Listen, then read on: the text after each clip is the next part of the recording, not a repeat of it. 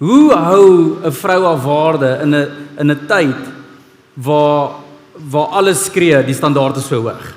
Waar die Bybel sê, maar hier is hoe 'n vrou moet lyk. En ons gaan 'n bietjie praat daaroor vandag, maar een ding wat ek wel wil sê is, dames, hierdie liedjie wat ons net gesing het, was Stevie Wonder.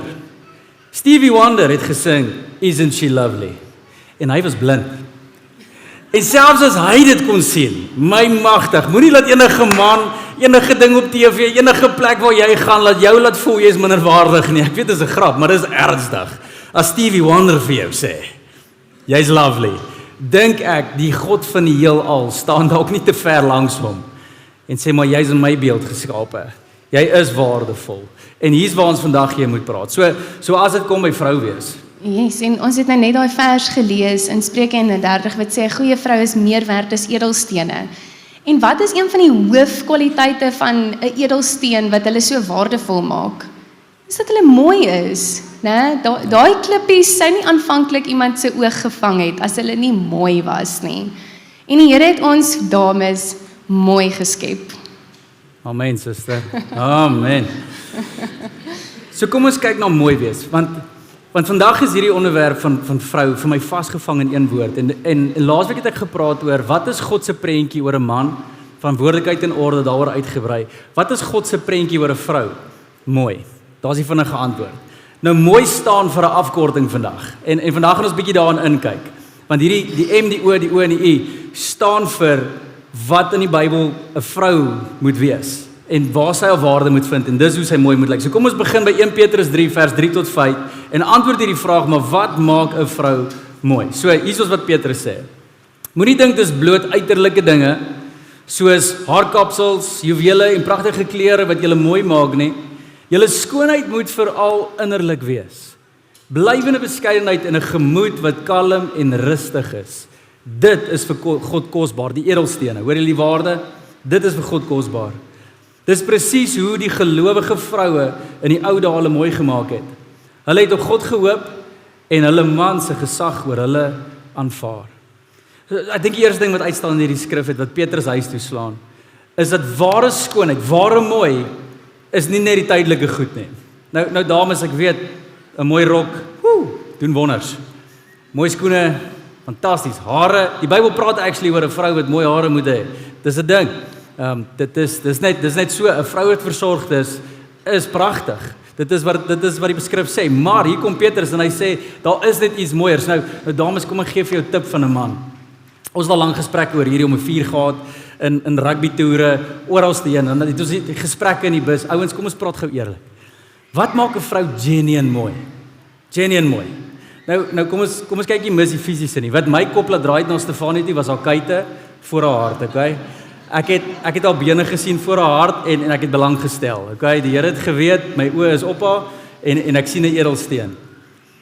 Maar dis nie die blywende skoonheid nie. Toe maak hy my 'n steenkamp. Wow.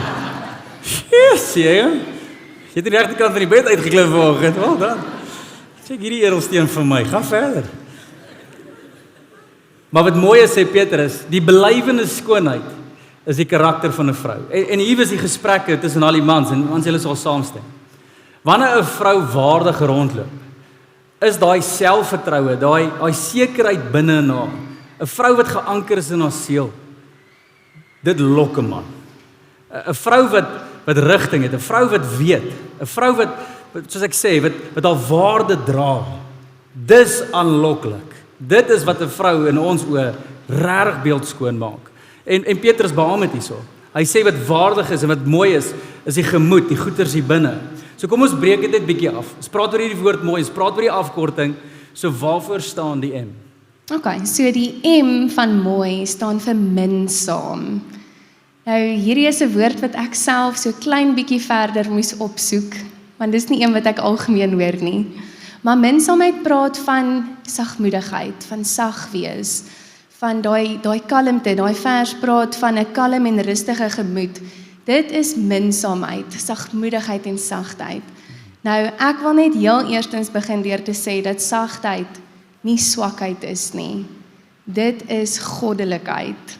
En die ongelooflike ding vir my was om te besef die heel eerste keer wat God in die Bybel gekom het en homself openbaar het, kom vertel het vir sy volk, wie is hy? Hoe kan hulle hom ken? Wat is sy karakter? Was hierdie deel van sy beskrywing van homself. So sagtheid en sagmoedigheid is nie 'n swakheid nie, dis 'n goddelike eienskap. En ons sien vrou wees in God raak. En ons kan dit sien in Eksodus 34 vers 6. Kom ons lees dit sommer saam. So daar staan in vers 6, ek is die Here. Ek is 'n God wat barmhartig en genadig is. Ek het geduld met mense. Ek is lojaal. Ek bly getrou. So dit om konteks om die vers te gee. Hierdie is 'n massiewe oomblik in geskiedenis. Want God het, toe hy vir Moses geroep het om die Israeliete te gaan bevry van Farao af, toe vra hy die vraag, maar wie moet ek sê stuur my?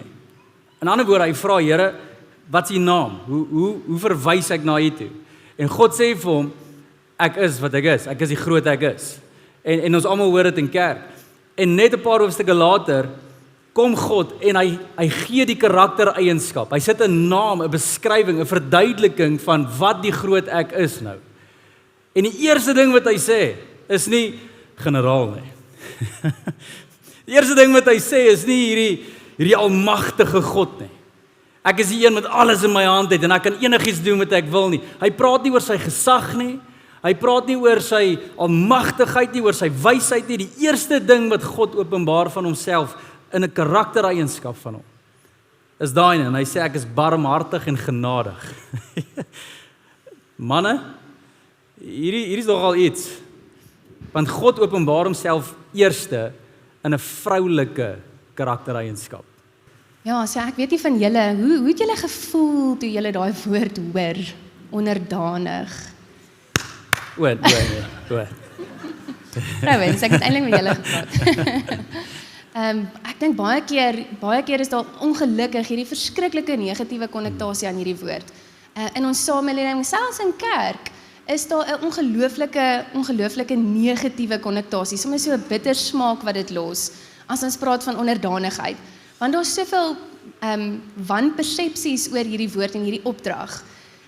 Maar ek was ook daar gewees. Dit was ook vir my iets waarmee ek gestoei het as ek hoor die manne sê, ons moet onderdanig wees aan ons mans. Maar wat regtig dit kom swaai het in my binneste en my dit genuine anders laat sien het, is die besef dat hierdie onderdanigheid is presies wat binne in God se eenheid is. God die Vader, God Jesus en God die Heilige Gees is in perfekte eenheid omdat daar ook onderdanigheid tussen hulle is. En hierdie onderdanigheid kweek dan eenheid en harmonie tussen hulle. En dis iets wat ek begeer in ons verhouding ook as huwelikspaar, want 'n huwelik is die uitbeelding van God se verhouding met ons ook. So wanneer ons besef dat onderdanigheid die mooi bring, dit gaan oor jou rol. Jy staan onderdanig aan jou man in ons rolle. Dit beïnvloed nie ons waarde nie. Ons is nie meer of minder waardig voor die Here as ons praat daarvan dat ons onderdanig moet wees aan ons mans nie. Dit beïnvloed nie ons karakter, ons natuur, ons waarde nie, maar eerder die rol wat ons speel. En as mens dit kan sien, onderdanigheid as 'n dans, dan dink jy aan twee mense wat dans. Al twee kan nie die leier wees nie. Dit gaan chaos wees, dit gaan nie goed lyk nie, dit gaan nie goed voel nie. Maar albei kan ook nie die volger wees nie, dit gaan ook nie werk nie. So vir 'n dans om te vloei en om beautiful en lekker te wees, moet daar 'n leier wees en daar moet iemand wees wat navolg. En dis die mooi van hierdie onderdanigheid, dit bring eenheid, dit skep 'n hegte band, dit maak dat ons die missie kan gaan doen, ons is onderdanig aan die missie wat ons het, wat God vir ons gee. En daarom is dit nie 'n swaar ding nie, dis nie 'n las nie, dis nie iets wat jou terughou, dis nie, ek dink ons moet net ook sê wat dit definitief nie is nie, dis nie iets wat jy uit vrees doen nie, dis nie jy wat 'n vloerlap is en net ja en amen vir elke liewe ding sê wat jou man sê nie, glad nie. En dis ook nie iets wat jy maar net jou man se slaaf is nie. Dis nie wat onderdanigheid is nie, en dis nie wat ons in die godheid sien nie. Daar's geen slawerny in God se drie-eenigheid nie. Daar is geen ja en amen of vrees tussen hulle nie. Hulle, hom, God, groter is wat ek kan begryp. Maar daar is 'n perfekte eenheid. En ek begeer hierdie eenheid tussen ons as huwelikspaar en vir elke huwelikspaar. Maar dis onmoontlik om hierdie te verstaan of te waardeer as jy nie vir Christus ken nie. As dit kom by die mens saam, jy weet, hierdie is so belangrik om hy sagtheid te hê as dit kom by hierdie. Want om jou oë op die regte goed te hou is alles. Alles. Die Bybel waarsku so teen, kom ek stel dit so, die Bybel hef 'n goeie vrou so op en praat asof sy waardevol soos edelsteen is, maar net soveel praat die Bybel van 'n vrou wat afbreek doen in haar huis. Nou hoe gebeur daai afbreek? Wanneer 'n vrou se oë nie meer toesig hou en observeer, waar kan ek help en dien nie, waar kan ek my man dien, waar kan ek hom optel, waar kan ek hom bemoedig, hoe kan ek hom ondersteun, hoe kan ek my kinders opbou, hoe kan ek hierdie dorp beter maak, hoe kan ek, as 'n vrou se oë na haarself toe draai, raak dit baie gevaarlik. En dis die Bybel se waarskuwing. Nee, ons is regtig goed daarmee ook. Ons kan onsself goed jammer kry. En ons kan goed raak sien wat ons alles reeds gedoen het en hoe ons regtig eintlik verdien om 'n stukkie lof te kry daarvoor. Of net 'n bietjie, net 'n dankie, selfs net 'n dankie. Ons doen dit nie vir die dankie nie. Ons doen dit nie vir die dankie nie, maar dit sal lekker wees om 'n dankie eers te kry. En ons is baie, ons versoeking is baie groot om ons oë op onsself te draai en te sê, maar wat van my? Wat kry ek? Wat doen my man vir my? Kyk al die dinge wat ek doen vir ons huisgesin, vir my man, vir my kinders, by die werk, oral waar ek betrokke is. Kyk al hierdie dinge wat ek doen. Ek is ook moeg. Ek bly ook laat wakker en doen dinge vir die besigheid of vir die kinders of ons gesin. Waar's my reward in dit? Wat kry ek hier uit? En ons kan baie vinnig ons oop, ons is goed hiermee. Pity parties. Vertel vir ons vriendinne hoe sleg dit gaan by die huis want niemand waardeer ons nie. Ons is regtig goed hiermee. Maar wanneer ons dit doen, dan word ons harte hard en daai eerste M van mooi, die minsaam, die sagmoedigheid, die sagtheid, begin dan stadig maar seker hard word. En dan raak ons harte op 'n plek waar ons nie diensbaar wil wees nie. En dit is vir ons moeilik en dit raak vir ons 'n uitdaging om ons mans en ons gesinne en ons gemeenskap te bedien. Ja. En wanneer ons dit besef, moet ons onmiddellik die Here vra asseblief, kom help my. Help my oë vir myself af te haal, help my oë op U te sit. En hoe lyk dit wanneer my oë as vrou op Jesus is? Dit beteken ek soek allereers sy koninkryk. En alles wat ek doen, vra ek, is hierdie iets wat die Here eer? Eer hierdie reaksie wat ek het op my man? Eer dit die Here?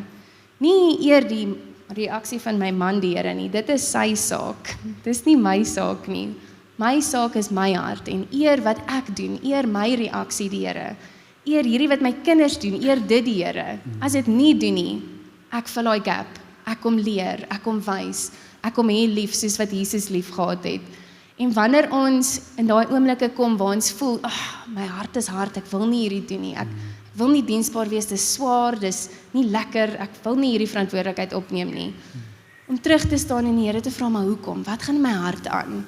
Want die Bybel leer ons, die hart is bedrieglik, bo alles. Wie weet wat regtig daaraan gaan? En ons harte is bedrieglik. Ons kan nie net gaan op ons voel nie, vrouens.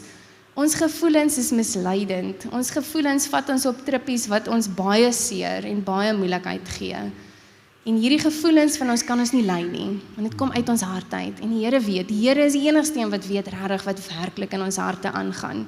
So wanneer jy op daai plek kom waar jy voel, maar ek wil nie, ek is nie lus om te dien nie, ek wil nie, as ek sien dit gaan swaar met my man, wil ek nie help en aan die ander kant toe trek en help om die bootjie weer, ons het 'n prentjie van 'n bootjie. Ja. Waar wanneer ons saam roei in 'n roeiboot, jy moet nou 'n maarbootjie in gedagte en nou nie 'n groot ene wat nie maklik om vir 'n maar roeibootjie. As die een van ons hierdie kant toe, dan kan die ander nie saam lê nie, want dan gaan ons uitval en in die water beland. So as die een van ons nie goed voel nie, of een van ons hanteer 'n ding nie reg nie, of dit gaan moeilik met een van ons, dan lê die ander aan die ander kant toe. En ons as vrouens, ons kan hierdie doen vir ons mans, vir ons gesinne. Ons kan sien wanneer dit nie goed gaan nie.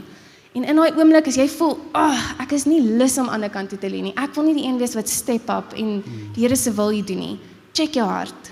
Vra die Here, wat gaan aan in my hart? Toets my. Dat ek U wil kan doen, dat ek suiwer kan wees voor U. Ja. En wanneer ons dit doen, dan raak ons weer sag. En ons kan weer ons oë op die Here sit en ons kan weer doen wat goed is in sy oë en hom eer in elke oomblik en in elke ding wat ons doen in ons dag.